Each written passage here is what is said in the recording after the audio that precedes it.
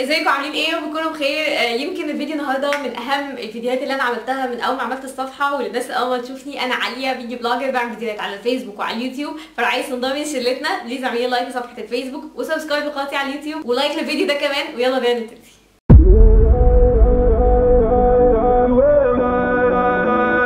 الفيديو النهارده بيتكلم عن ايه ادوات السيلف ديفense الموجوده في اي حته في الصيدليه، اللي بيها تقدري تشتريها بكل سهوله، تبقى معاكي لا قدر الله لا قدر الله لو حصل ان انت بقيتي في خطر او حد خلاص هيخطفك تقدري تتصرفي.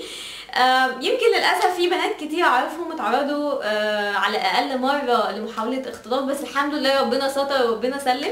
انا من الناس دي على فكره. انا اتعرضت مره لمحاوله خطف، وكنت كتبت لكم تفاصيلها على الصفحه بتاعتي على الفيسبوك، وقلت لكم الاساليب الجديده اللي هما بيستخدموها في خطف البنات وكده.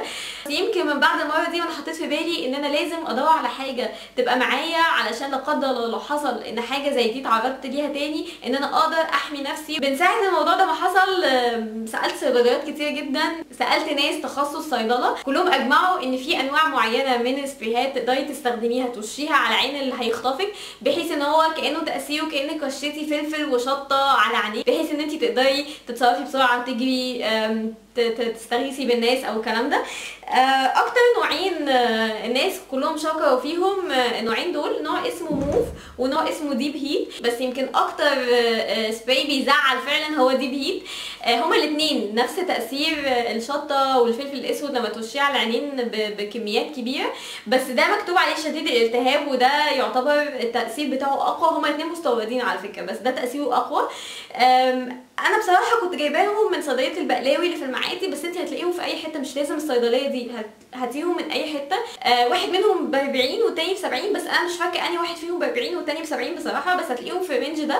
بس يا جماعه بجد نصيحه، الموضوع ده مهم جدا، ربنا يحفظكم كلكم يا رب وميبقاش في اي حد في خطر. بس فعلا ده اهم من اي حاجه. يعني لو معاكي 100 جنيه هتجيبي بيهم ميك اب ولا بيهم سبراي؟ لا، هاتي بيهم سبراي. بجد ما فيش حاجه تساوي قد ان انت تبقي بخير وانك تبقي كويسه وان انت تبقي حاسه بالامان. وبرده في الاول وفي الاخر هو الحافظ هو ربنا على فكره يعني. بس بنحاول قد ما نقدر ان احنا نبقى معانا حاجات نحافظ بيها على نفسنا. لو ليكي اخت او لو ليكي صاحبه بتحبيها اعملي لها منشن. حاولوا يا جماعه قد ما نقدر لازم نوعي البنات، لازم كل بنت تبقى واخده بالها من نفسها كويس، وربنا يحفظكم واشوفكم على خير ان شاء الله. باي باي.